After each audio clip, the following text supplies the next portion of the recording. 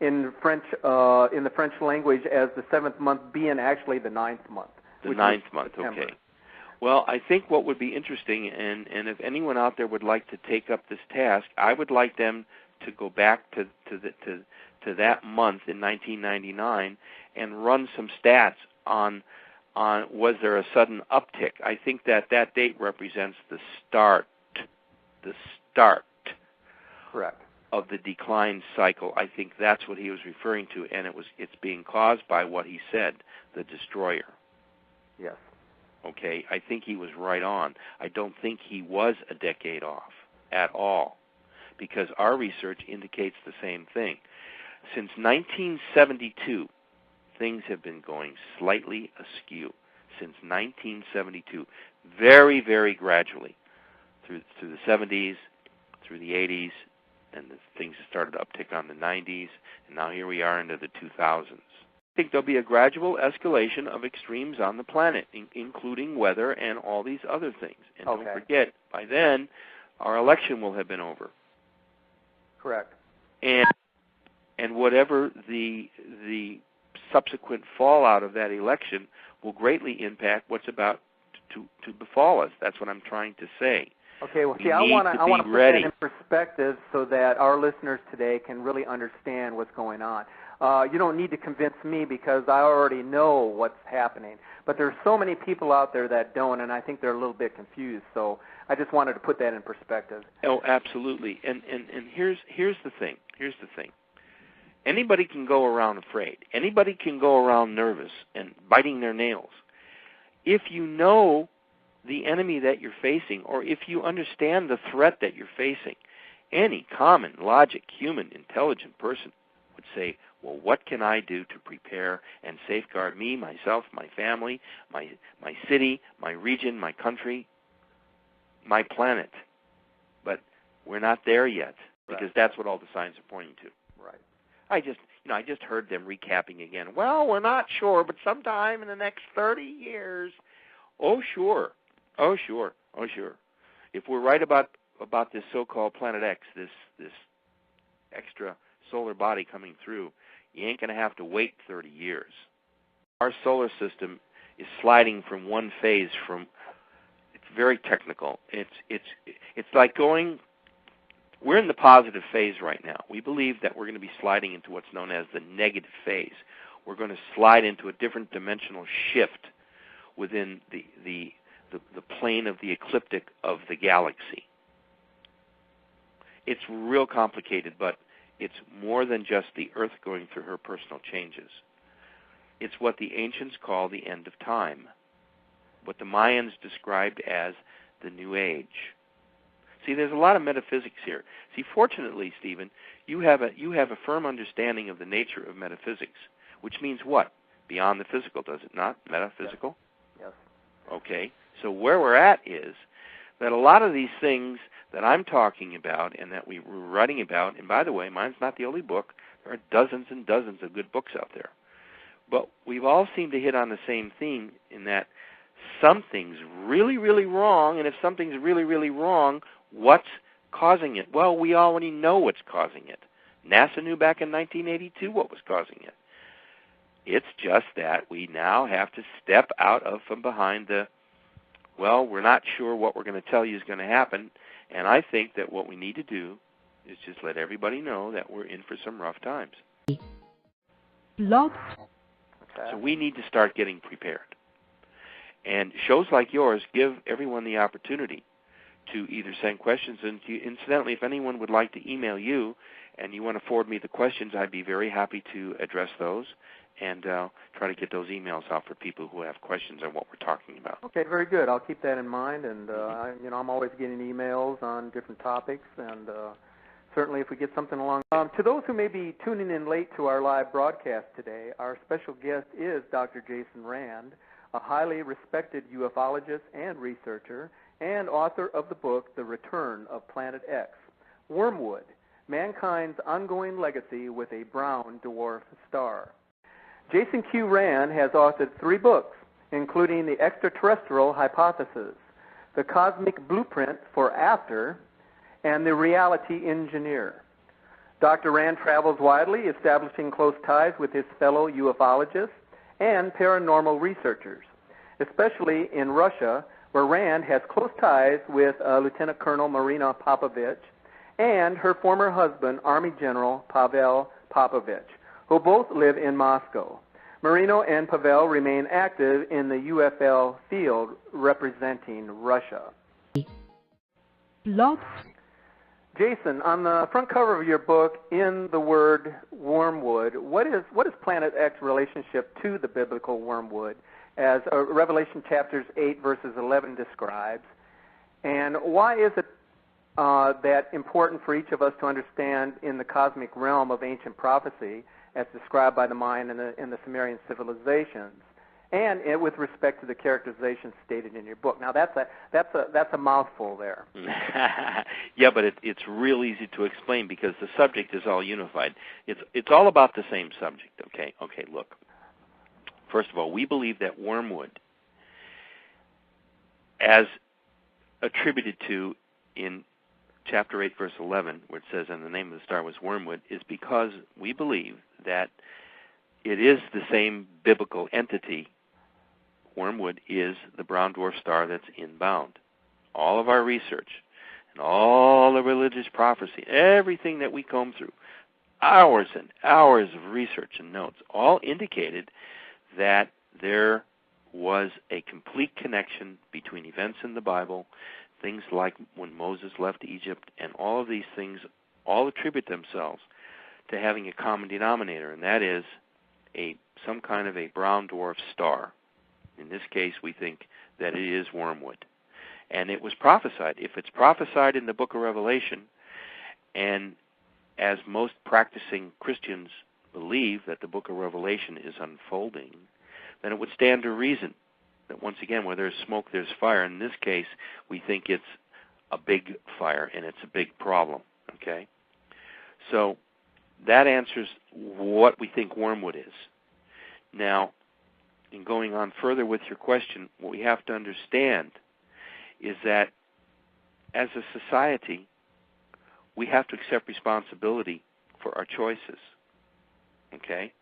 And so there's enough information out there.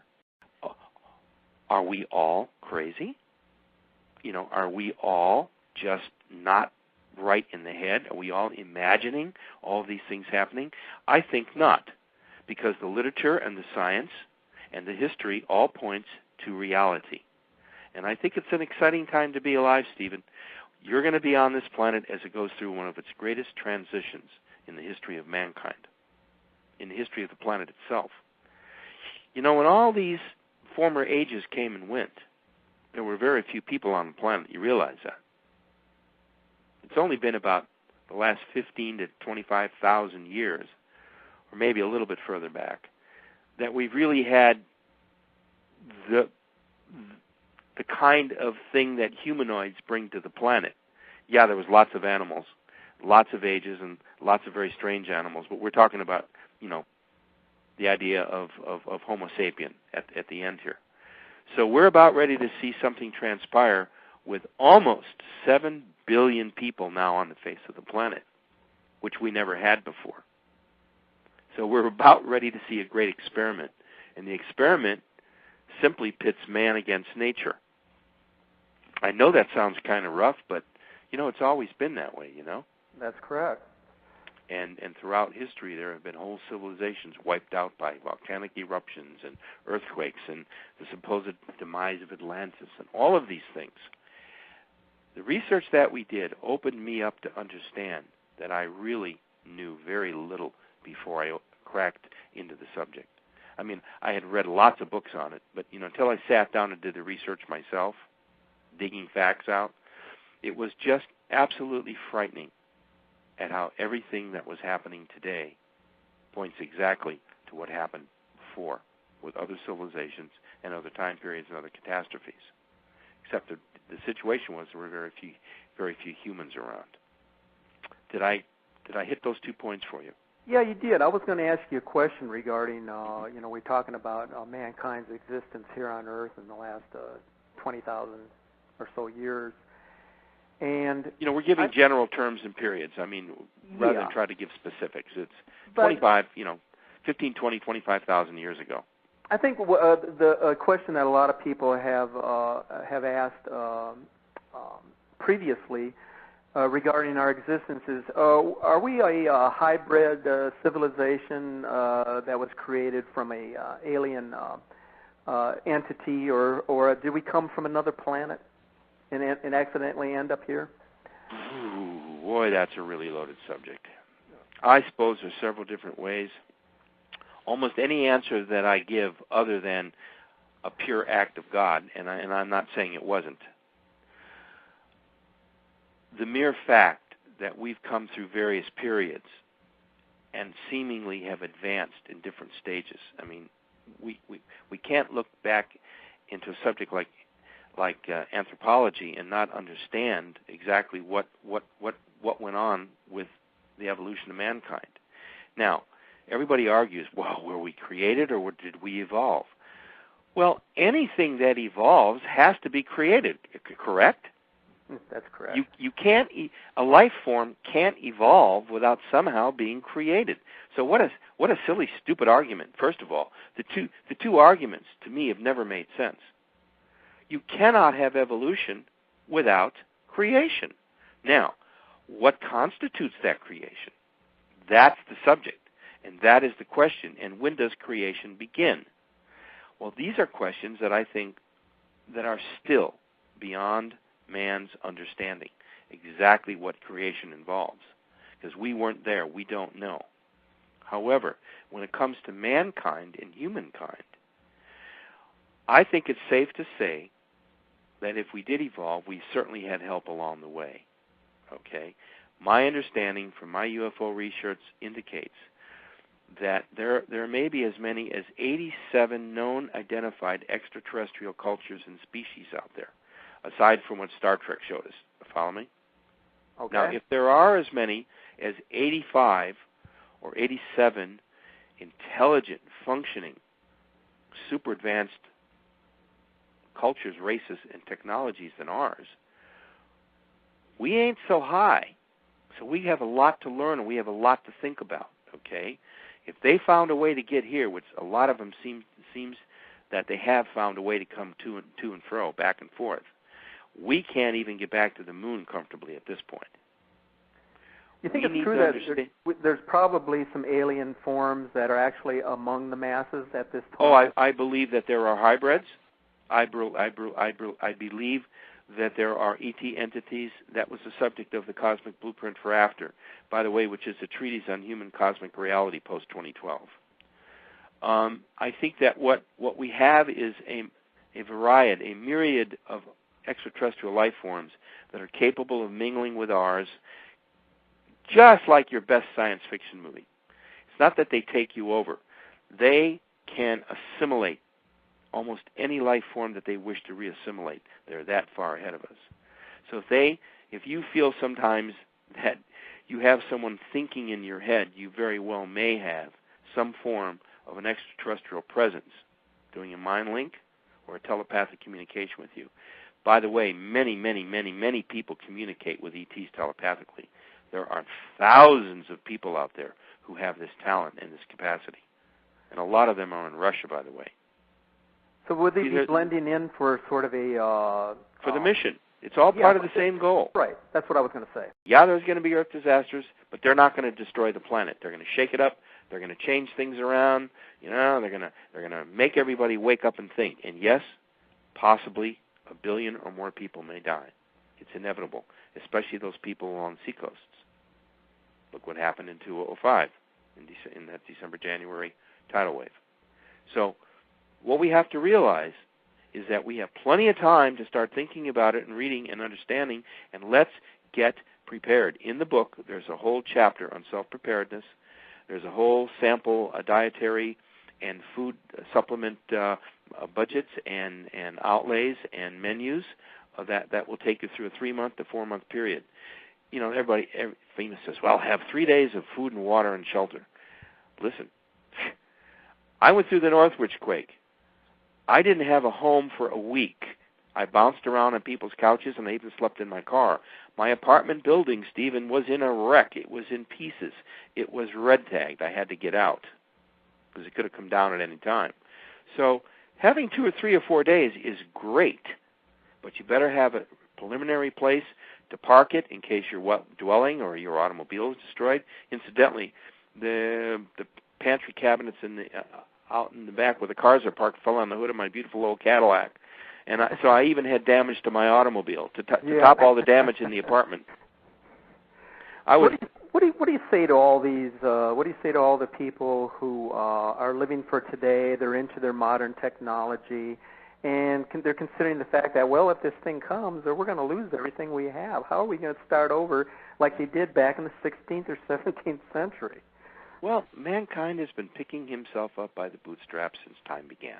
Okay, look. Not everybody is unprepared. See, I don't want it to sound like I think nobody's prepared.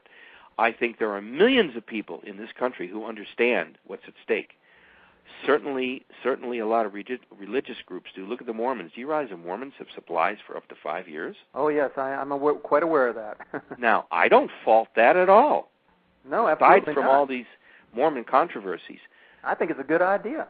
That's a good idea. They do take care of their families. They look after their communities. I wish more people would act like Mormons act in terms of physical spiritedness and well-being with people. Now, what we need to do is we need to each of us take individual stock. How much food do we have? How much water do we have stashed? Do we have reserves? Set aside some canned food, set aside in a safe place that you could get to other than in your home, you see. You know, do we have a little camping trailer stashed somewhere? You know, where would we go if we suddenly lost our houses? So we need to understand what's at stake here. If we live on the seacoasts, I strongly advise you having a safety plan. If sudden bad weather or if there was a tsunami alert, that you would be able to have a plan to get out of Dodge. Do you think the government would put us into a martial law state? Instantly. How do you get out when they're blocking off all the major access out of the area? It's really damn tough. I cover it all in the book. I take you all through the stages of martial law, where we're at, when it was erected, who did the signing. I give you a complete review of what the government knows and what they don't know, what they should be doing and what they're not doing. So it's an interesting read. I think that's chapter 10 7 of your book, correct? Chapter 7. Oh, chapter 7. Okay. Government preparations. All right. Now, I want everybody to understand that there is no such thing as total destruction. There's going to be rough. There's going to be storms. There's going to be fires. There's going to be tornadoes. There's going to be earthquakes, and probably some volcanoes that go off. We have to figure out, be prepared. There are certain places that are safe. I cover this in the book. There are certain places that are kind of iffy. West Coast is kind of iffy. Portland, Northwest area, very iffy. Vancouver, very iffy. Why? It's part of the Ring of Fire. I worry about Japan very much. I very much worry about Japan. I worry about the Hawaiian Islands. Now, they may come India? Up. They may come up rather than down, Yep. but even coming up can be very traumatic. Go ahead. India? Yeah. Oh, boy. All the third world countries and the newer democratic countries like India, I think they're going to suffer huge losses. A lot of their country is at sea level. I think all of Indonesia, all the island nations are going to be at stake. I fear for Great Britain. I fear for the eastern coast of Europe. I also fear for South America. And quite a bit In of fact, that. all the continents are going to be affected. Yep. If there's a huge global slippage and the crusts shift, the continents will shift. There'll be huge tidal waves, thousands of feet high, sweeping across the oceans in mere hours. Well, that was the next question I was going to ask you. How close will Planet X travel towards the Earth as it crosses that solar ecliptic, and then what kind of effect will it have on the pole? Well, there's been so much theory and so much conjecture. I honestly cannot tell you that I know where exactly it's going to come through and emerge. Blog. The worst could be that it could come in through the solar system in a clockwise motion against the flow of the planets, possibly coming through between the asteroid belt and Jupiter. Now, that's a far-fledged analogy, but that's where we think it could be coming through. And now, if it does, that what some have referred to as a sort of a retrograde orbit across the solar system? Yes. Okay. Yes, exactly. Now, what we might wind up with is, like I said, a glancing blow. Even it will be destructive.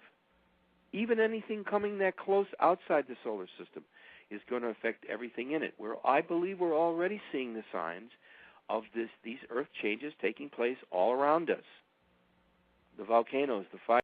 And, I know it sounds like doom and gloom, and I know it sounds like, oh, my God, but it's happening. It's not that I'm forecasting it. It's happening to us. I'm not making it up. You know what I'm saying? I don't have to invent these things. It just so happens that the subject of the book was well researched, and so therefore it's timely. I will say that, Well, did I answer your last two questions? I want to keep answering your questions. Oh, yeah. I was going to ask you, though, how does this blend in with what we're hearing today from most of the scientists across the planet, from Al Gore and others about global warming? It's affecting everything that's happening. Let's kick at that. Now, what we're going to be dealing with is the fact that we have a short, limited amount of time in order to get the mechanism rolling. So if your listeners are interested in finding out more, let them know that there are dozens and dozens and hundreds of websites, including Nancy's website, for instance. There are lots of people talking about this phenomenon, not just me. I'm just one of possibly 100,000 people on the planet involved in it. But it's going to take all of us to get the word out, and it'll take inspirational hosts like yourself who are willing to investigate the subject to figure out exactly what is going on. And it's real. It's all happening right before our eyes. Yes, Wormwood, I believe, is the same entity that's referred to in the book of Revelation, and it's the same solar body that I'm talking about. I believe it's a small brown dwarf star, used to be sister star to our sun, cast out on a huge 3,600 to 4,000 year elliptical orbit way beyond the reaches of our solar system, and I think it's about to come back. I believe another term that had been used by religious figures was the great red ball of redemption. Yes. By the way, that's in our book. I cover about 100 different names through time that have been attributed to this particular solar body. The red dragon, the planet of death, the killer star, the Death Star. I mean, it's all over the literature of the history of the planet. All we have to do is read. Incidentally, I list all the books in the. I have a great bibliography, by the way. If those of you that are interested, in the back of the book is about bibliography that will bring you so much knowledge in so quick a time that you'll suddenly become experts yourselves. How's that? Sounds great. All right. Any more questions I can fulfill, or do you want me to go? Yeah, let's go into. I want to talk warming? a little bit about Chapter 10 of your book, where you offer Okay. a survivor's manual for those hoping to minimize the devastation to themselves and their families. What are some of your key suggestions, and when should the general public actually start to take heed, if they haven't already? Instantly. How's that? All right, instantly upon hearing the words that you've offered in your program. If you start to turn on your thinking cap right then and there, you will just barely be in time. How is that?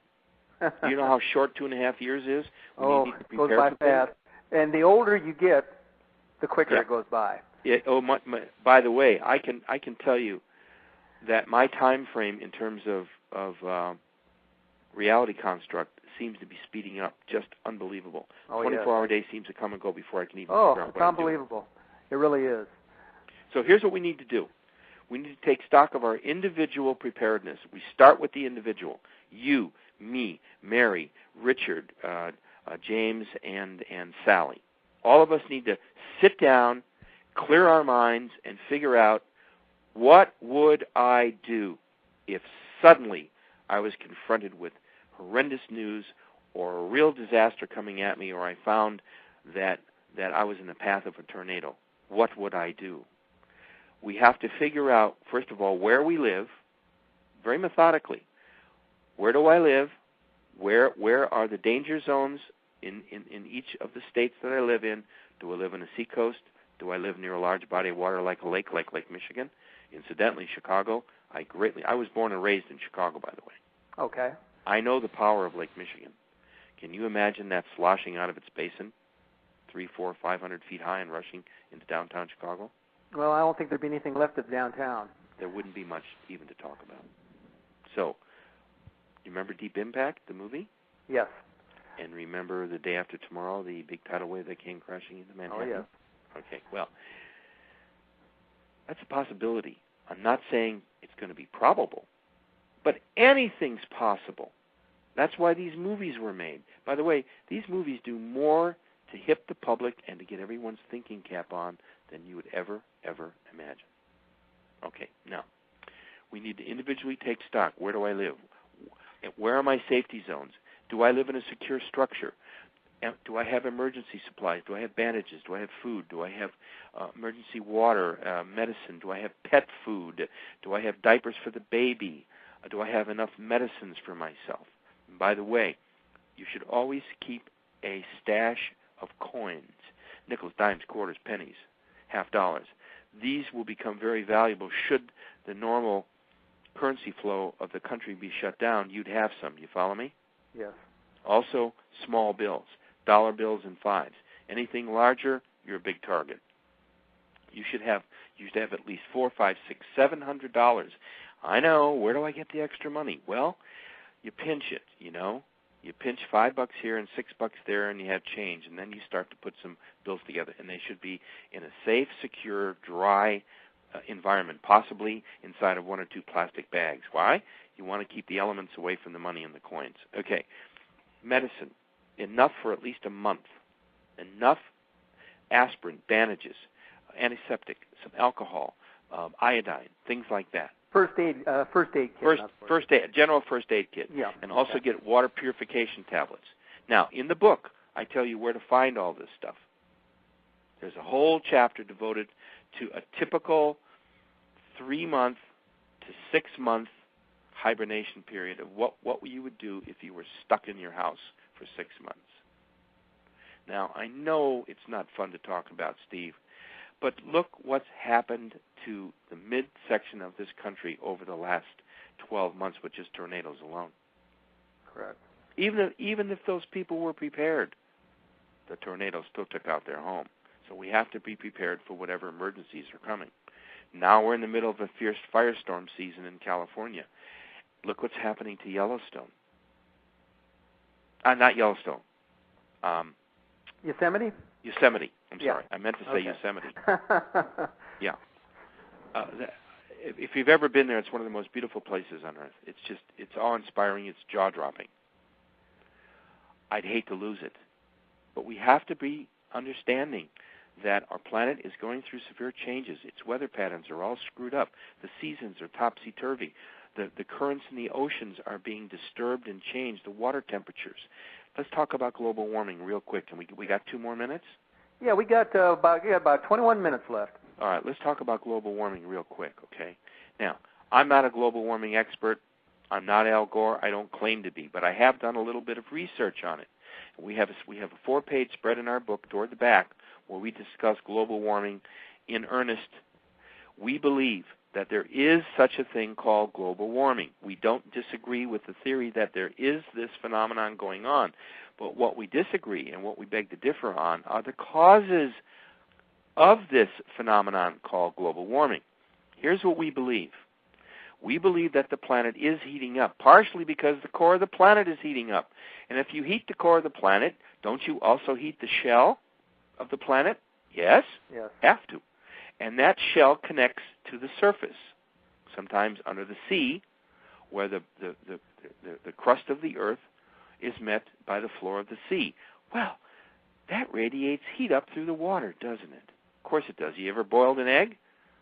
You put the gas on or the electricity, and it heats the pan heats the water, and it cooks the egg. Okay.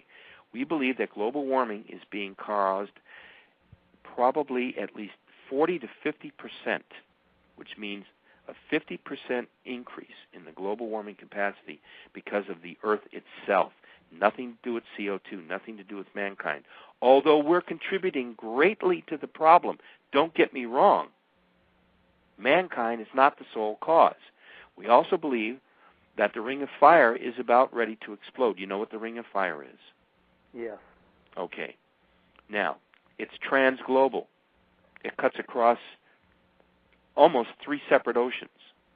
If the Ring of Fire goes, the game is up. It's over.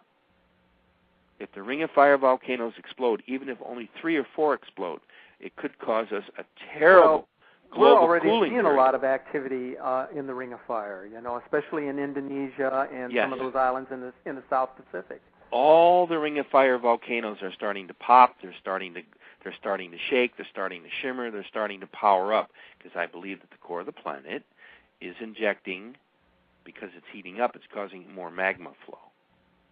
Now, there are thousands and thousands of small little baby undersea volcanoes at the base of these big volcanoes that are undersea.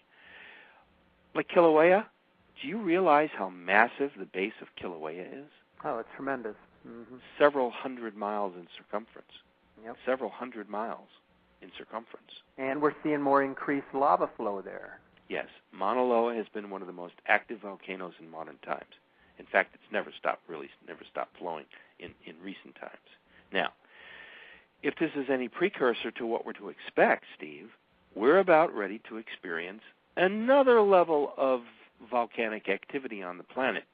Now, if all these little baby volcanoes are in fact venting under the sea, we must know about them. Come on, we've got sensors all over the planet for volcanic eruptions undersea. Why aren't we talking about it? Why aren't we really talking about the causes that may be causing global warming? Okay?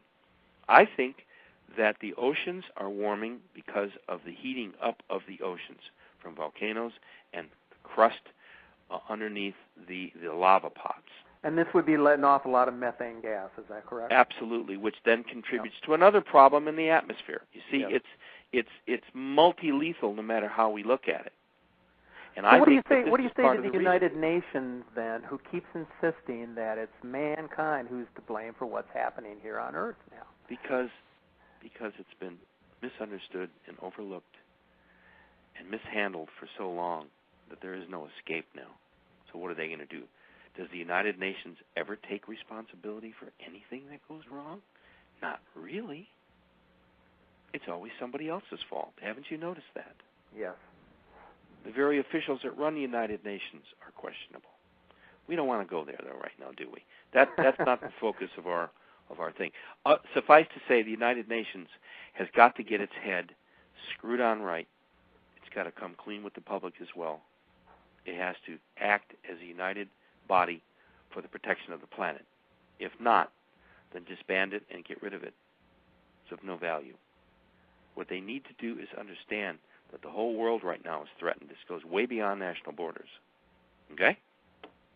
And if you're right about your thoughts and your ideas and helping to get the information out, you are in fact involved in this mission in your own way and in your own mode of operation. And for that, I'm very grateful to you.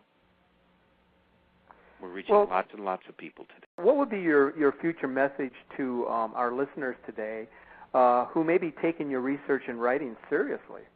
Well, first of all, I thank them for their interest. It's important in my position that I try to remain calm and collected and be hopefully the educator and the author and the person who gets the information out. I'm not a seer. I'm not a prophet. I don't claim anything like this. All I know is that my research has led me to believe that this planet and times that we are in right now are very significant. It ties in with all the things we've discussed on your program today. And so what I would say is this. All you have to do is watch and listen for the signs. If I'm right about what I'm talking about, things are going to get increasingly worse. If they don't get increasingly worse, then the best that could happen from my discussions with you and the effect of my book on the public is that we get better prepared for whatever is coming at our way And whatever is causing this global warming, the predictions are it's not going to go away. So I'm not out there all by myself making a projection that could go either way. I'm sure it's going to go some way. I predict and I worry that it's going to become more difficult than it's going to become more easy. I think we're in for huge planetary changes. I think we're in for a reality change. I think we're in for huge political upheaval in the world. I think that the planet itself is coming alive to do what it has to do to survive itself. Now, that may be an overly cosmic view, and it may be way too metaphysical for some people, but I honestly believe, Stephen, that we're involved in a very exciting time to be alive right now. We're going to see, witness, hear, and experience things that no other people at any other time in the history of this planet will be able to experience. So, frankly, I'm looking forward to the future. You know that that's where we're going to live the rest of our lives, don't you? Uh-huh. It's where? It's in the future. So we should prepare for that future. We should of course, be somebody aware. may be looking at that future as being one of inconsistency, a very bleak outlook on life's prospects. But it's how you look at living without the computer and the TV. You know, yeah. How can people do this? Well, first of all, it's like looking at the half-empty glass. Are you looking at it as half full? Oh my God, I'm almost out of water. Or are you looking at it half full and saying, thank God I got a half a glass of water here? It's how we perceive the future. It's how we perceive these forthcoming earth changes. Look, we know something's wrong. We know something is definitely wrong with not only the psychology of the human psychology of the planet, its survival techniques, its preparedness, its weather. Look, we're governed by the weather. Whether we like it or not, we are prisoners of our environment. We can try to shape the weather, but we can't control it. But the so skeptics, if we understand that there's the something wrong, are out there telling us, oh no, it's all just a natural cycle. Something it is that a natural happens cycle. Every 1,000 years. It is, yes, it is a natural cycle, and you've hit it. Yes, it's about every 36 to 4,000 years we believe that this particular cycle comes back with vengeance. That's why in the book we talk about the fact that there are whole periods that mankind seems to drop out of itself, that it has to kind of get back up and shake itself back together again. We've seen this time and time and time again throughout history. And that goes back to this whole business of whether ETs are involved or not. I believe that as each one of these terrible time periods have come and gone, that we have had extraterrestrial help. The quote, the Noah's Ark of the heavens, okay, coming down. I do believe that they're collecting animal life right now. I strongly believe that they are that there is a whole system of ET involvement where great, huge things called motherships are beginning to collect animal species to protect them and bring them back when the planet settles down. I think that all these things are real. Now, a lot of your listeners may say, wow, this guy's really, really out there. Well, it comes from reading books. It comes from giving lectures. It comes from visiting Russia and talking with former cosmonauts and having a chance to write and research. My own personal library, I've got over 3,000 books. I love my books. If people like to read, they're going to love reading The Return of Planet X. And incidentally, books like mine will continue to sell for a long time because the subject in my book is racing headlong to meet the future. And I mentioned earlier that we are going to be products of the future, by the way. What our understanding is of who we are and our ability to survive in a rapidly plummeting world will tell us who we are experientially. And metaphysically, we will be able to sustain ourselves.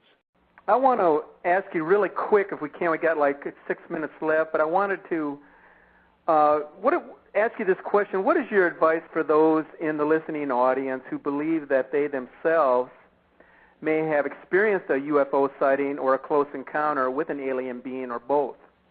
Well, I'm so grateful that you brought that subject up because it can be a touchy subject for some people, you know. Look, if you had an experience that you honestly believe in your heart that you did experience, that you can either remember or you can write details down, if you yourself are individually convinced that you saw a valid sighting of an object in the sky, You know, flying saucers are all different shapes and sizes. There's wedge shapes. There's boomerangs. There's the round ones. There's the oblong ones. If you think you've had a sighting, and you firmly, honestly believe it at your core, then you probably have had a sighting. You probably, honestly, have had a real-life sighting. If you think you've had visual contact with an ET, or been near it, or saw fleeting glimpses of it, or actually communicated with one, well, then I don't have to convince you that your experience was real. You should know. Now, if you think you've had one of these, what you can do is, before you go to sleep at night, good exercise, say your prayers, bless me, dear Lord, and all the good stuff, and then lay back and clear your mind, and in your mind, you ask to remember your dreams and your experiences that you will be having now, that you consciously program your mind metaphysically to program and save these memories so that you can replay them in the morning. You will be surprised at the wealth of information that you will start to either remember or become for the first time consciously aware of when you come out of the sleep state. We call it the dream state, by the way. So you have to rely on yourself, and you have to trust yourself. And if you're not sure of something and you need to seek information, go to the Internet, go to the library, research the information. There's so much information, Stephen, out there right now that there's no reason why anyone should be afraid of these subjects or not understand them or feel that they can't interact with them. That's what these spiritual presences are, and that's what the ET culture is all about. They are beyond us physically. They are in other dimensions. And what we have to do is learn how to communicate with them. Now, they can take physical form, and they do have physical form, and they can be here, and they probably are here. And like we said earlier, yes, I do believe that our human species has been cultivated, and I believe that it has been altered and changed and enhanced. I believe that there are half-breds walking around. I don't want to get into that. That's very controversial. I do know of some research in Russia that's going on about this. So for each individual, the experience is different. For each individual, they have to understand who they are and why they are. And if they can figure out their mission in life, if they can understand, if they've had an experience like this, then there has to be a reason why they've had an experience. Maybe somehow they're connected to it. Maybe they're somehow involved in an ET movement of some kind. Usually people that I encounter on the road in my my talks and my visits and things like that, they'll come up to me and they'll tell me some very personal things. And I'll say to them, do you have a diary? Did you make notes on it? Well, yes, I did. Then go back to those notes. Look them over. Study them. And in meditative states, go back and try to relive the experience. You'd be surprised how much information will come back to you. Because basically your mind has already stored it. It is a computer. And computers are designed to store information. You have to be able to unlock it. And there could be emotional reasons why you can't unlock these experiences. Don't forget, some people are very afraid of them, Steve, and I can understand that, especially small children. In my case, I wasn't afraid at all because I was led into it through a very interesting system of advanced knowledge. Well, Dr. Rand, did I cover that for you? Oh, you certainly did. You did an excellent job of it. Okay, buddy. It was really great having you as a guest on our show today. My pleasure. I know you spent considerable time and effort on your research into both the study of Planet X and UFO intelligence. Your book is well documented, by the way. I think I've gotten through the first 30 pages of it, and I certainly would recommend it to anyone listening that has an interest in learning more about this crossing of the planet, which we also call wormwood or Nibiru. So I want to thank you for your time, and Godspeed to you also, sir. Well, thank you, sir, and God bless our listeners. And remember, there's nothing to fear about the future. What we need to do is understand the future, because that is where we will spend the rest of our lives here on planet Earth.